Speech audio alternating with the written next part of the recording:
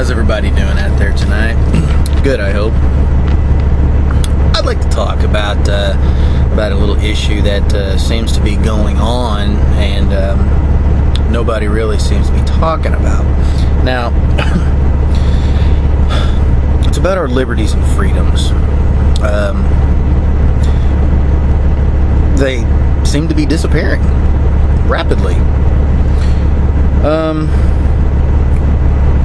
We need to take a long, hard look at the guy who calls himself a president but is not a president, as well as the so-called leaders that we have in Congress. They seem to be slowly but surely removing our freedoms and liberties from us. They're diminishing very, very rapidly.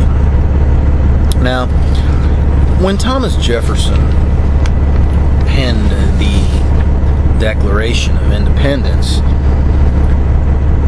he included a sentence in there that has been seriously distorted over time. And that sentence is, and I quote, "We hold these truths to be self-evident, that all men are created equal, that they are endowed by their Creator with certain unalienable rights, that among these are life, liberty, and the pursuit of happiness." Now that last part, the life, liberty, and pursuit of happiness, is worth elaborating on because it's just worth elaborating on. Now, happiness is not a right, nor is it equal to life or liberty. Now, on the other hand, the government, they can aim to create the climate of freedom where happiness can be pursued,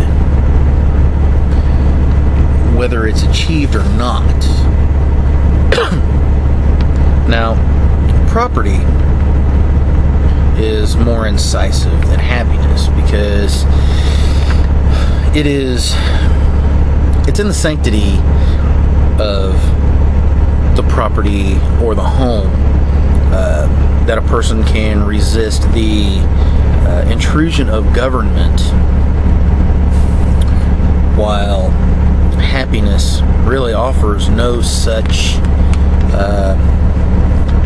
sanctuary at all in that regard. Now, over the years, of course,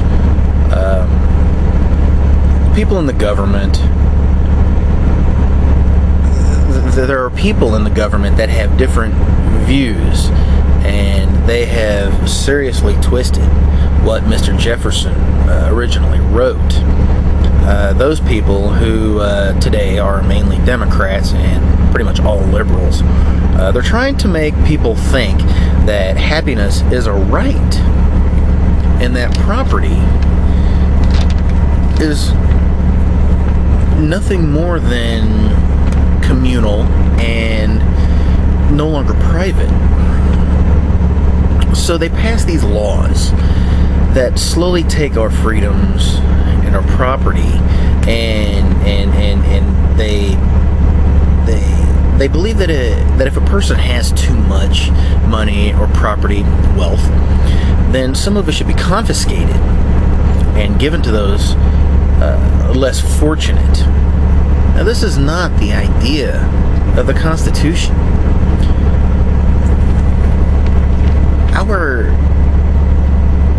Our property is not a commodity that can be taken from us at a government's whim. And our money is not to be taken from us and redistributed to people who didn't earn it. But that's unfortunately the way it is as of now and has been for a long time. And that's because people continuously vote for this kind of person to represent them. There are people that are on welfare who, quite frankly, don't deserve to be.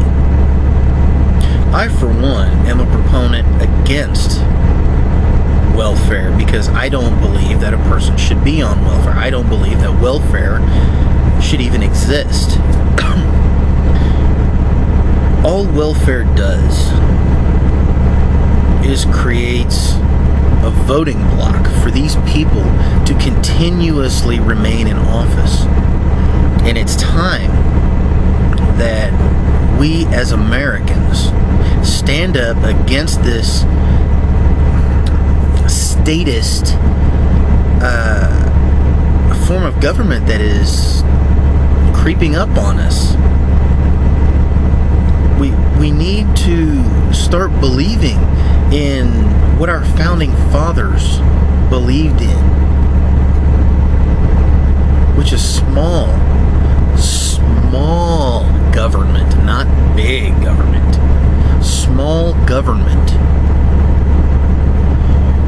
We need a strong national defense.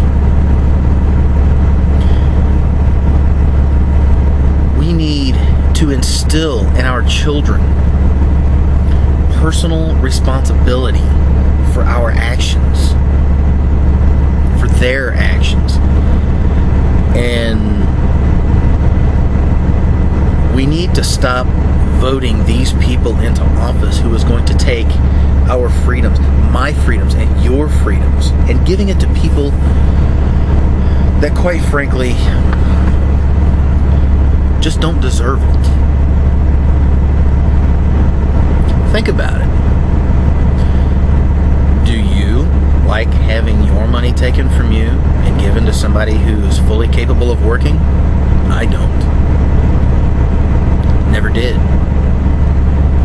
Do you think that our country's defenses need to be weakened? Or do you think that the American government should continue to invest in national defense research? That way, in case we are attacked, we will have the tools, equipment, and weaponry to defend our nation against an invading army. Think about it. Until next time, God bless America, and God bless you.